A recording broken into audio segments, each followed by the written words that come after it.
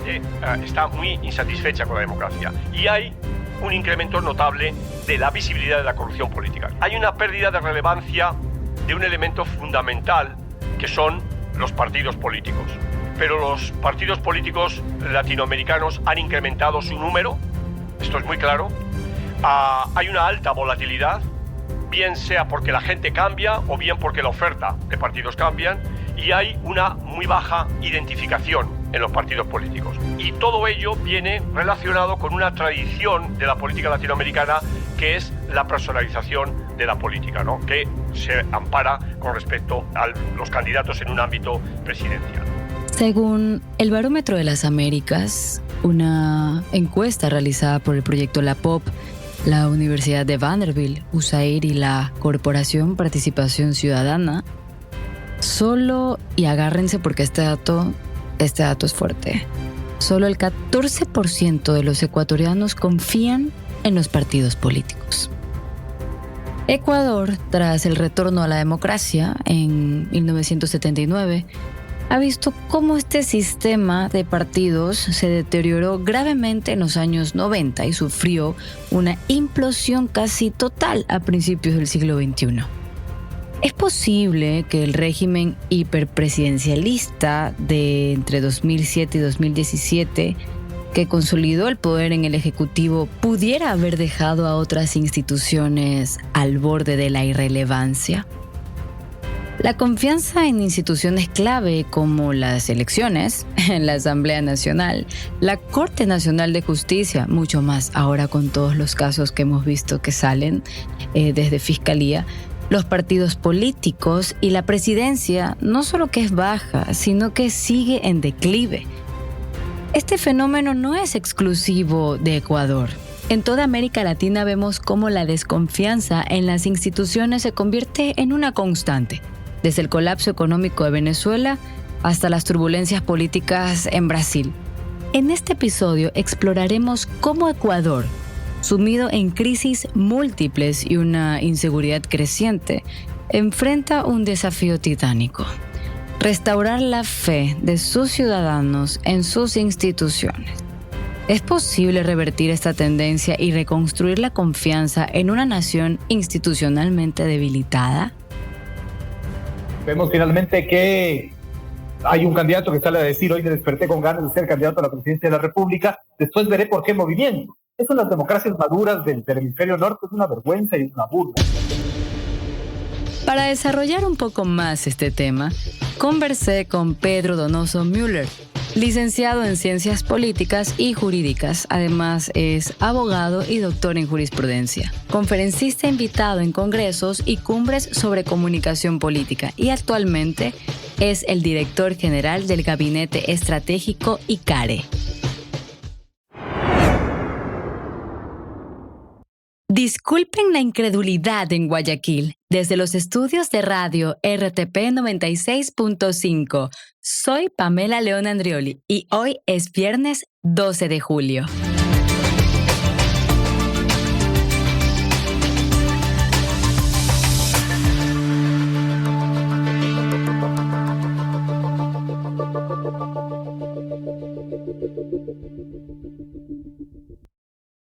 Vamos a conversar de un tema que creo que no se habla mucho, sin embargo hay tantos informes, pero no se profundiza en el tema. Yo quiero hablar contigo sobre la crisis de representación que estamos teniendo en este momento con los partidos políticos, y te digo por qué, porque hace poco leí un informe del Latinobarómetro del 2023 que decía que el 14% de los ecuatorianos, apenas el 14% de los ecuatorianos, confían en sus partidos políticos.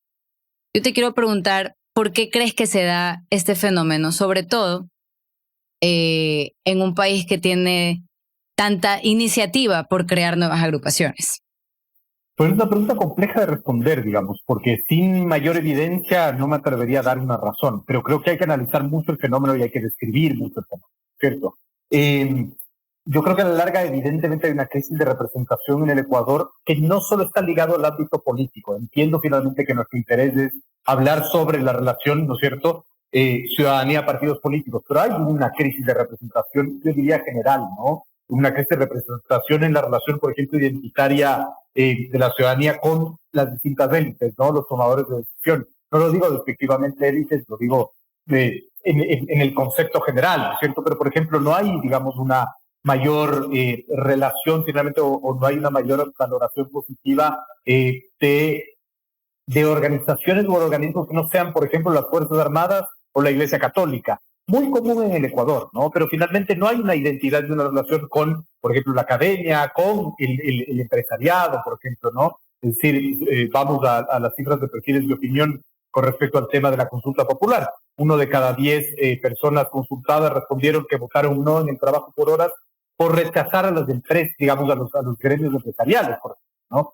Es decir, hay una crisis de representación generalizada. Ahora, específicamente el tema de partidos políticos, creo que es bastante común, ¿no es cierto?, sobre todo en democracias como la ecuatoriana, en donde hay todo un ímpetu, ¿no es cierto?, por denostar a la política. Es decir, que hay una demagogia antipolítica, digamos, en el Ecuador desde hace unos años, ¿no? Es decir, esta lógica de los consultores políticos de construir a su candidato alejado de cualquier atisbo de que tenga relación con la política, que es en sí mismo un absurdo, ¿no?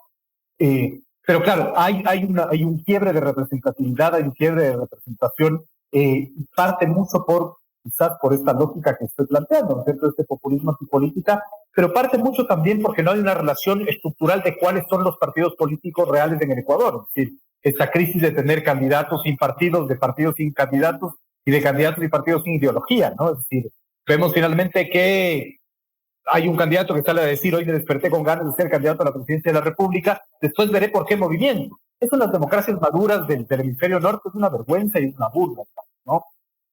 Y eso, por ejemplo, ya que tocas ese punto, yo recuerdo un caso de poca data.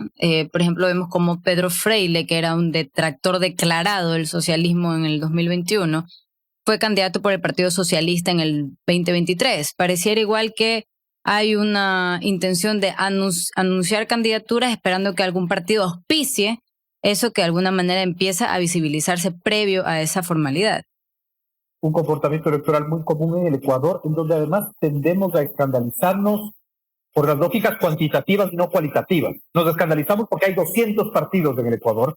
Yo no soy tan de esa corriente, digamos. Sí, me parece anecdótico que haya tantos partidos, creo que tiene que haber unas reglas un poco más claras. Pero claro, creo que eso no es lo escandaloso. Lo escandaloso es lo que usted exactamente dice. Es decir, un político que tiene ganas finalmente de ser candidato, que lo consulta con su familia, y eso es suficiente para que se lance a la arena política. Es decir, no tiene que haber una estructura partidista en donde la militancia anuncie a un militante de su partido que conoce el partido, que tiene una relación ideológica, sino que le dio ganas y sale como en un supermercado, ¿no es cierto?, a escoger con qué partido ir. Porque esto es grave, y esto podría no parecer importante, pero es profundamente importante, y aquí traigo a colación la carta de las ideologías, ¿no es cierto? Muchas veces se repite que las ideologías ya no existen, por ejemplo, y ese es el mayor error. Las ideologías es el cómo voy a hacer las cosas, ¿no? Las ideologías te resumen cuál es el camino para hacer. El qué finalmente está totalmente claro. Estoy seguro que tanto Rafael Correa como Guillermo Lazo como Daniel Noboa quieren acabar con la violencia en el Ecuador. La discusión es del cómo, y en el cómo están los preceptos ideológicos. Entonces, cuando tú tienes un candidato que no tiene ninguna relación con la estructura ideológica del partido que lo auspicia, es inevitable que va a tener un quiebre. ¿Y va a tener un quiebre con qué? Con su, por ejemplo, bancada en el legislativo. Entonces, el ejecutivo, el presidente va a querer ir hasta X, ¿no es cierto?, por el camino A, y su partido va a querer ir hasta X por el camino B. Ahí se dan, digamos, las quiebres ideológicas, y esa es una de las razones de por qué simplemente puede haber una crisis de gobernabilidad. Es decir, es tan importante la representación ideológica para asegurar gobernabilidad a futuro e incluso en el presente. Y tal vez esto tiene un poco más de incidencia cuando, por ejemplo, en las elecciones anticipadas del 20 de agosto, quedó demostrado, por ejemplo, que Ecuador no tiene un sistema de partidos como tal, entendiendo esta palabra, lo sistémico, como también el decreto de muerte cruzada. Después de eso vimos que de los 8 binomios, 7 no habían salido de la fila, 7 candidatos no habían salido de las filas de las organizaciones políticas que los auspiciaban.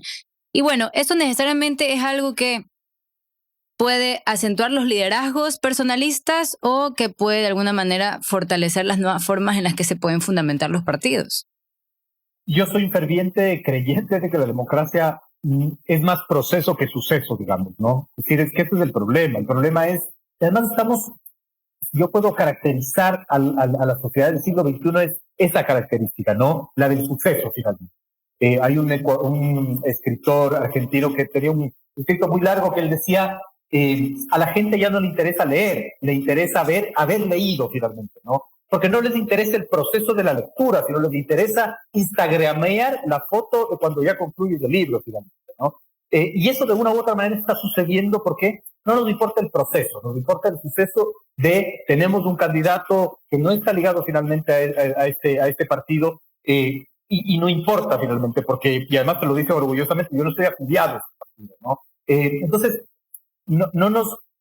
no recabamos mucho el aprendizaje del proceso, no entendemos que hay procesos para sacar conclusiones, llegamos rápidamente a la conclusión, llegamos rápidamente al titular, y eso afecta en sí mismo la democracia, porque los liderazgos personalistas lo que te plantean finalmente es una oda al personalismo en sí mismo y desconocen el proceso histórico ¿no? Es decir, digamos Rafael Correa como este fenómeno, ¿no es cierto? Y en sí mismo, sus 10 años estuvieron basados en un movimiento, no en un partido, en un movimiento con muchísimas, digamos, visiones que tenían muchas estructuras internas. Pero claro, cuando Correa se lanza a la presidencia, él no se lanza por su propio movimiento, se lanza por el Partido Socialista, de esto nos olvidamos finalmente, del cual Pedro Freire además fue después candidato. Entonces, como no entendemos los procesos, ¿no es cierto? Y a la larga hay estructuras históricas, de memoria histórica de cada uno de los movimientos y partidos, usualmente el liderazgo personalista choca con estas realidades y se da, digamos, los efectos de gobernabilidad. Entonces no creo que los nuevos liderazgos individualistas aporten finalmente a la democracia. Yo creo que erosionan profundamente los procesos democráticos.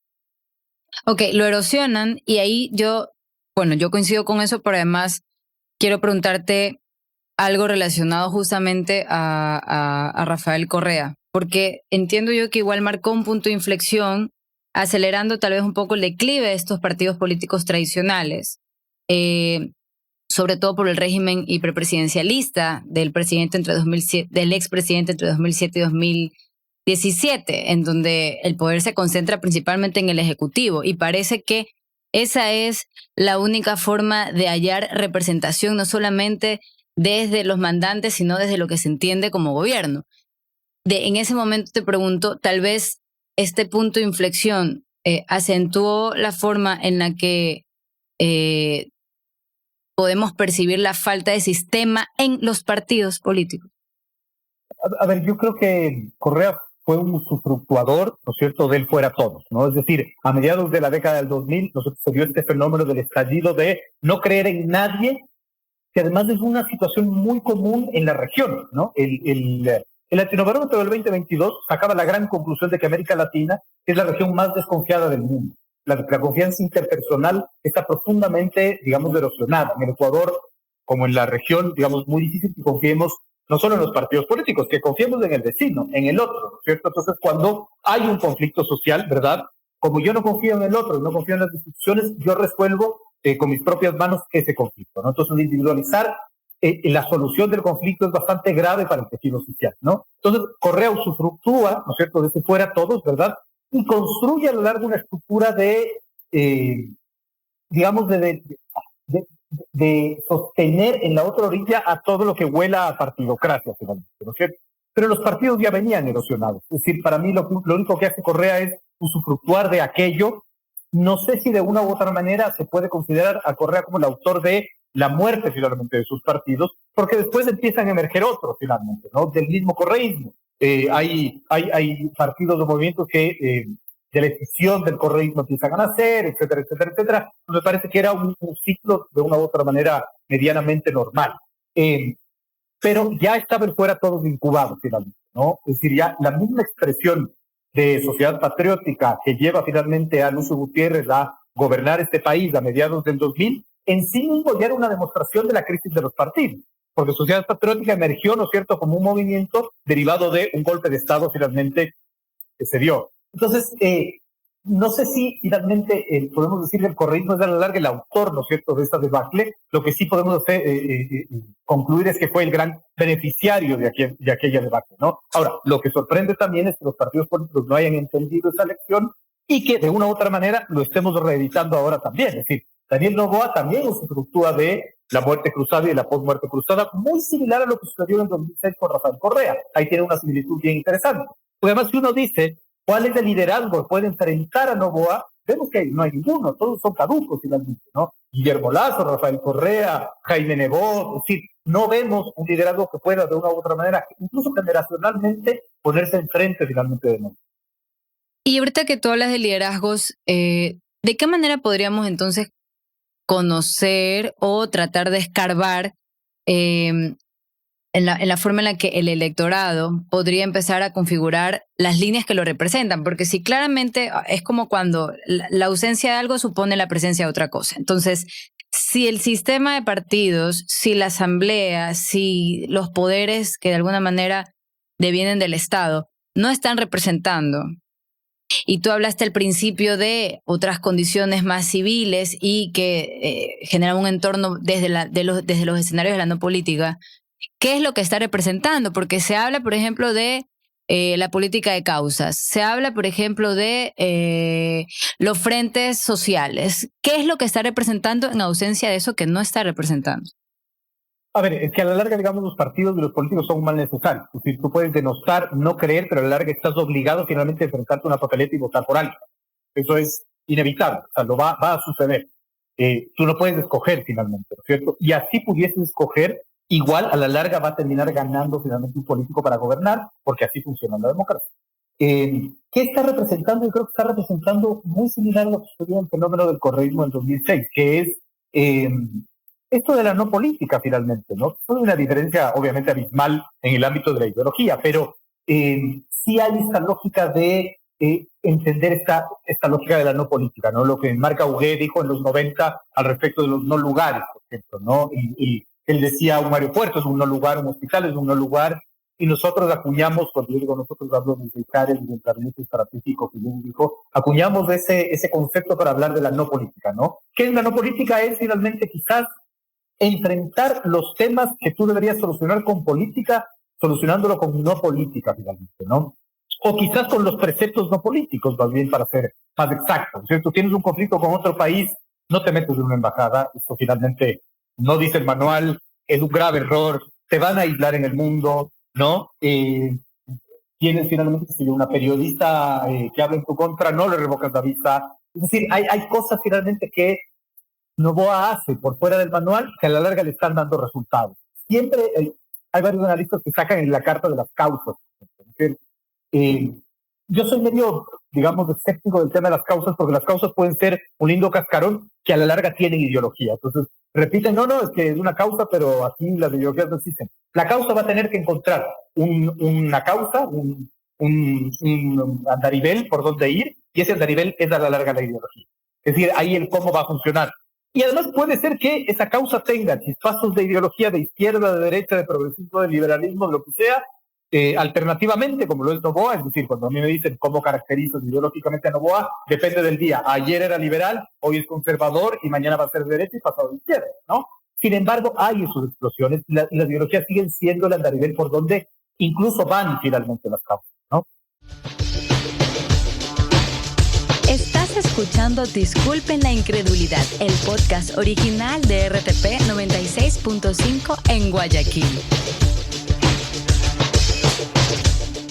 Ahora quisiera ejemplificar un poco todo lo que hemos hablado con un partido en particular. Yo sí quiero que tratemos de entender qué ha pasado con el Partido Social Cristiano, que en algún momento se perfiló como esa opción electoral que catapultaba a los sectores de derecha del país, aperturistas al mercado en el plano económico, garantes de las tradiciones. Incluso el PCC estaba destinado a cubrir el lugar de la otrora Partido Conservador. Entonces pasa todo esto, se vuelve un partido un poco más local y de repente empiezan a suceder situaciones que deconstruyen un poco esas fortalezas que de alguna manera sembró el Partido Social Cristiano. Se dieron cuenta que por el presidencialismo no era la ruta, pero ahora, por ejemplo, vemos unas condiciones que dejan al partido sin líderes, porque en este momento vemos cómo desde la asamblea anterior varios adherentes al partido dejaron de estar allí, Cynthia Viteri, Henry Cucalón, y todas estas situaciones que de alguna manera cimentan el partido, lo empezaron a dilapidar. Entonces te pregunto, ¿qué es lo que realmente pasó allí? ¿Realmente el partido estaba sostenido a una causa histórica o a una causa que luego se transformó en caudillista o finalmente se volvió un partido coyunturalista? Me hace preguntas muy difíciles porque no tengo evidencia para contestarlo, pero creo que hay que analizar históricamente el tema, ¿no es cierto? El Partido Social Cristiano nace como un partido en la tierra, ¿no es cierto? Es decir, con Camilo Ponce, y exactamente, yo concuerdo, estaba llamado a ocupar el espacio del conservadurismo en el Ecuador. Llega finalmente se traslada esa disputa y esa lucha a la costa, ¿no es cierto? Entienden a la larga la construcción de estructuras militantes finalmente y se apropian de esas estructuras militantes de otros movimientos, de otros partidos del CSP, etcétera, etcétera, etcétera, y finalmente llegan a gobernar el país, entendiendo después de gobernar el país que quizás el poder no estaba en Carondelet, que quizás el poder estaba finalmente en otros espacios en donde, dentro de un país con instituciones profundamente débiles, era mucho más fácil gobernar desde la periferia, digo yo, ¿no? Es decir, gobernar desde la informalidad del poder, no sentado en Carondelet, ¿no?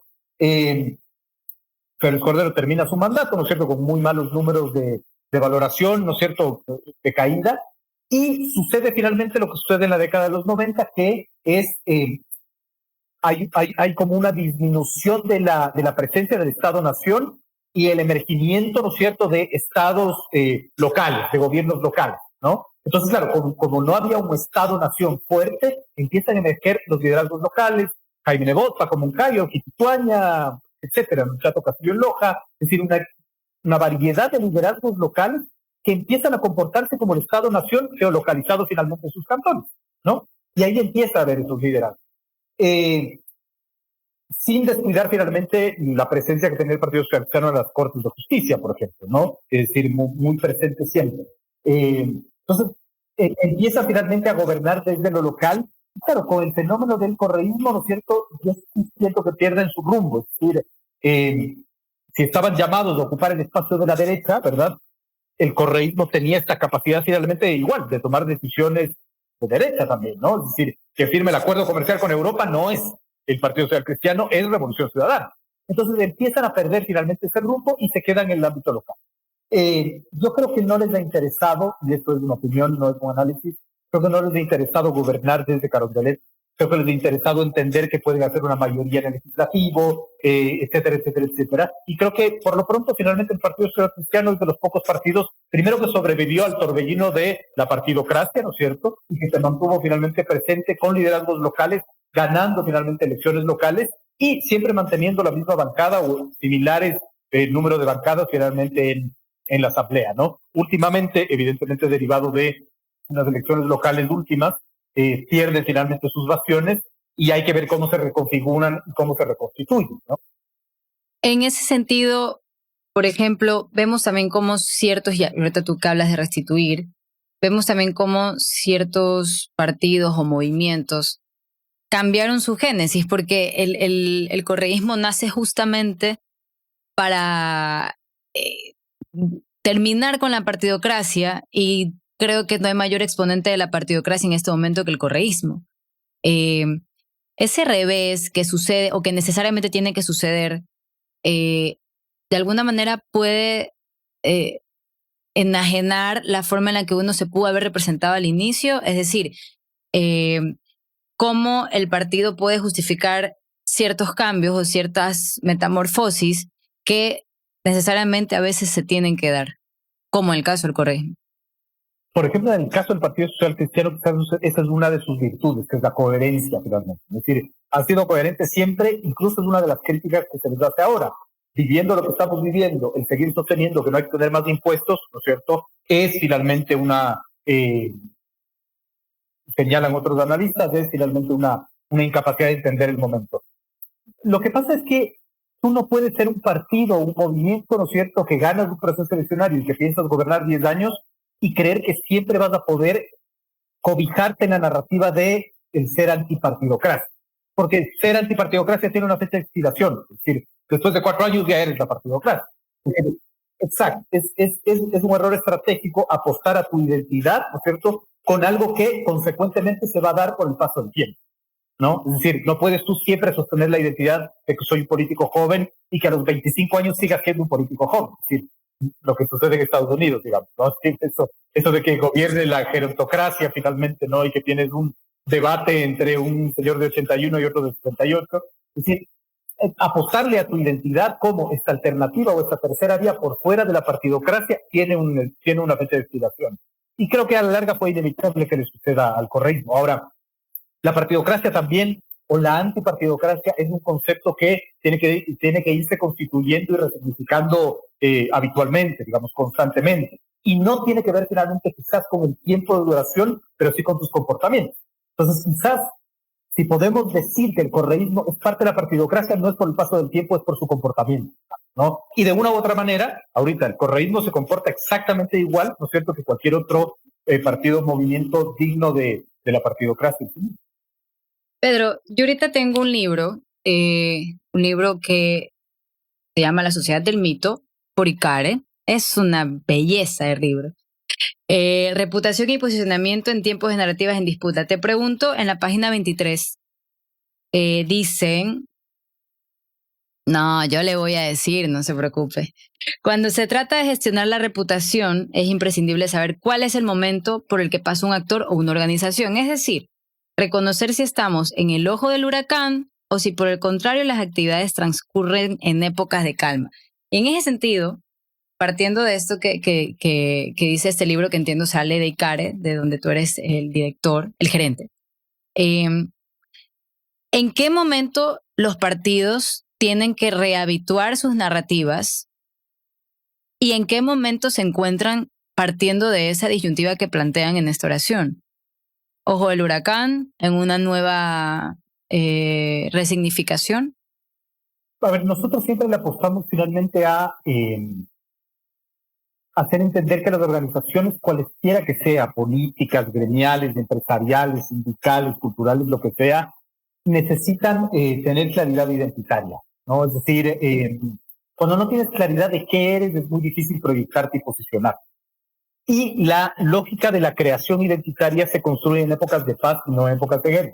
Ahora, es muy difícil que un partido político siempre viva épocas de paz, digamos, ¿no? Entonces, quizás ahí lo que podríamos extrapolar al análisis es no en época electoral, sino en época no electoral. Muy difícil en el Ecuador, en donde cada 2 años en promedio se da una consulta popular, es decir, es como muy complejo, ¿no? Pero claro, la identidad de la organización política en específico tiene que construirse cuando emerge o cuando hay una génesis, o en su defecto cuando a la larga, ¿no es cierto?, la dinámica política te obliga a replantearte quizás tus preceptos, no sé si ideológicos, pero tus preceptos identitarios, digamos, ¿no? Creo que es supremamente importante finalmente que las organizaciones, para poder enfrentar una crisis, se planteen finalmente cuál es la identidad que yo quiero posicionar, ¿no? Entonces tiene mucho que ver con eso, tiene mucho que ver con, para que no tengas que construirte, ¿no es cierto?, en época de guerra, el poder ya tener definido lo que eres en época de paz para poder enfrentar finalmente una crisis, sea de partidos, sea una crisis coyuntural con alguno de tus militantes. Sí, pero también eso se lesiona un poco en el momento en que también los partidos se transforman como, yo lo dije en algún momento, como en un Airbnb para candidatos que de alguna manera pretenden resolver una cuestión apelando a lo electoral.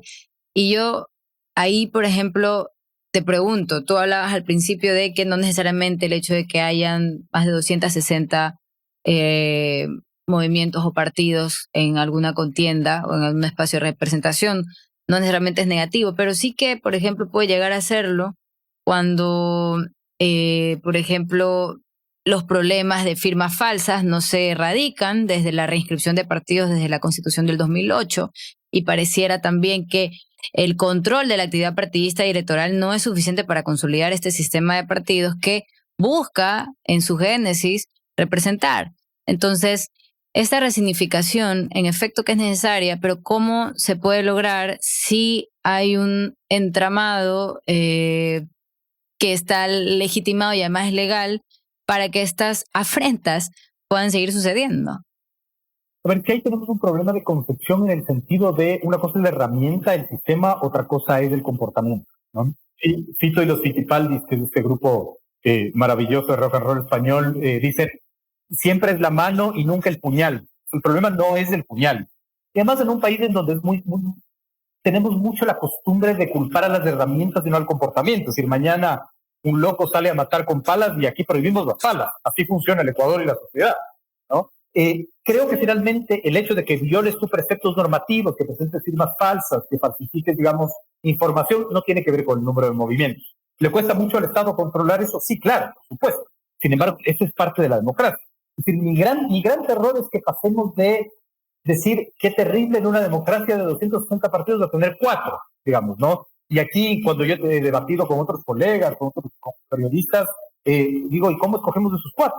Entonces me dicen, no, pues en el ámbito ideológico. En el Ecuador, en el ámbito ideológico, estamos locos. O sea, ¿cómo lo vamos a hacer, no? Es decir, mi gran miedo finalmente, que además se alimentó con ese debate Trump-Biden, es tener que escoger entre Trump o Biden, ¿no? Es decir, eso es mi gran terror. Yo creo que el Ecuador en sí mismo tiene una sociedad profundamente diversa, que es una de quizás de las causales de por qué nos dificulta tanto construir la ecuatorianidad, ¿cierto? Sin embargo, de esa diversidad, ¿no es cierto?, se establece esto de que puedas tener varios partidos y varios movimientos. Ahora, si hay que controlarlos mejor, hay que controlarlos mejor. Pero eso tiene que ver más con el sistema que en sí mismo, finalmente, con los movimientos de los partidos. Pedro, para terminar, quiero hacerte la última pregunta. Tendremos pronto un proceso eleccionario. Hace poco tuvimos la consulta popular. Las elecciones se están transformando en algo cultural dentro del país. Y te pregunto, por ejemplo, ¿cuál es el escenario que tú avisoras en términos de representación para el 2025? Es decir, ahora tenemos un presidente que claramente aún no consolida una estructura de partido. Parece que eso en este momento no es lo que lo moviliza o lo escandaliza. Tenemos una RC y un PSC que aún no determinan cuáles van a ser sus candidatos presidenciales. Los relatos siguen siendo absolutamente coyunturalistas. El PSC excede los comunicados para incomunicar. Y también tenemos, por ejemplo, una aparición repentina de candidatos que aún no son capaces de decir por qué tiendas van, porque parece que eso fuera una sorpresa que espera el Ecuador con ansias. Te pregunto, bajo este relato, muy a grosso modo, de lo que acabo de describir, o más bien enunciar, ¿cuál es la perspectiva de representación que tendremos para este 2025? No solamente para los electores, sino para los que vayan a candidatizarse. ¿Con qué se van a encontrar? Posiblemente. A ver, primero se van a encontrar con un país que aún no ha entendido cómo el mapa de la violencia lo cambió, digamos. No es muy difícil entender, y el Ecuador no está entendiendo cómo el Ecuador ha cambiado gracias a la violencia en todos los ámbitos, en el ámbito comercial, en el ámbito cultural, en el ámbito social, en el ámbito político, en el ámbito económico, no estamos entendidos. Creo que es muy difícil el avisorar, ¿no es cierto?, escenarios. Nosotros siempre trabajamos en escenarios de proyección con alta, media, baja probabilidad. Es muy difícil determinar, ¿no es cierto?, frente a qué nos podemos encontrar. Es decir, creo que estos meses van a ser claves en el sentido de cómo se mueven los movimientos sociales, cómo los movimientos sociales construyen plataformas para poder cosechar en el ámbito electoral, cómo el gobierno los enfrenta, cómo, digamos, si es que el correísmo del Partido Social Cristiano siguen cometiendo errores de bulto en el ámbito de la oposición desde el legislativo. Es decir, todo eso nos vislumbra, ¿no es cierto?, un escenario bastante complejo. Sin embargo, no es lo más importante. Lo más importante es lo que representa el 2025 para el Ecuador. Y el 2025 para el Ecuador es un año de génesis transicional. Y eso en democracias sensibles y débiles como el Ecuador es profundamente peligroso y grave. ¿Por qué digo transicional? Porque en el 2025 no solo vamos a escoger presidente y asambleístas, se tiene que escoger al fiscal general del Estado, se tiene que renovar parcialmente la Corte Constitucional, hay un proceso de elección de jueces de la Corte Nacional de Justicia, tiene que elegirse al superintendente de Economía Popular y Solidaria, hay que renovar totalmente el Consejo Nacional Electoral. Y cuando sucede esto, ¿no es cierto?, a la larga la disputa de las facciones de poder entran, digamos, en tensión y en conflicto. Entonces, claro, el 2025 vamos a tener que enfrentar no solo un proceso eleccionario, y los partidos, y los ciudadanos, y los electores, y los votantes, y los candidatos van a tener que entender que es una cancha distinta y además donde están sucediendo cosas transicionales que van a involucrar no solo a la fuerza política partidista, sino a fuerzas políticas, digamos, en el ámbito de lo legítimo y en el ámbito de lo ilegítimo también, porque a la larga hora también hay que poner al narcotráfico sobre la mesa en la lógica del análisis.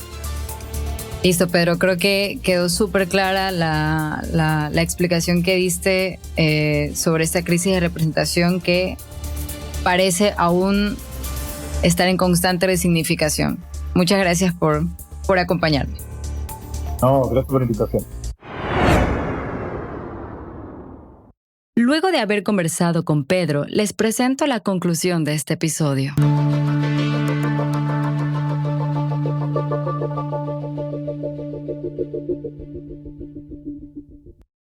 Esta crisis de confianza no solo se limita a nuestra región. En Europa, por ejemplo, Italia ha enfrentado una profunda desconfianza en su clase política, exacerbada sobre todo por años de escándalos de corrupción. En África, Sudáfrica lucha con una pérdida de confianza en el gobierno post-apartheid debido a la corrupción y la mala gestión. Y en Asia, Hong Kong ha visto una dramática disminución en la confianza en sus instituciones, debido a la creciente influencia de Beijing y la erosión de las libertades civiles. Ahora, la ausencia de convicciones ideológicas profundas revela una cultura política deficiente y un sentido ético frágil, lo que abre las puertas, por supuesto, a la corrupción, la traición y la apatía ciudadana frente a la política. Esta situación podría ser un reflejo de una crisis ideológica que se agrava como la crisis ética. La diferencia entre moral y política es crucial. La política consiste en hacer que las cosas sucedan, mientras que la moral es la aspiración de que sucedan cosas justas.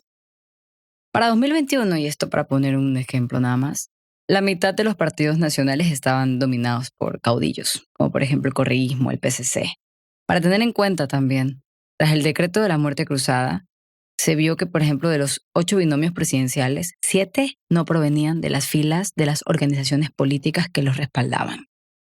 Esto, por supuesto, subraya la falta de arraigo y autenticidad de las candidaturas, reflejando un panorama político donde las lealtades son transitorias y los principios secundarios.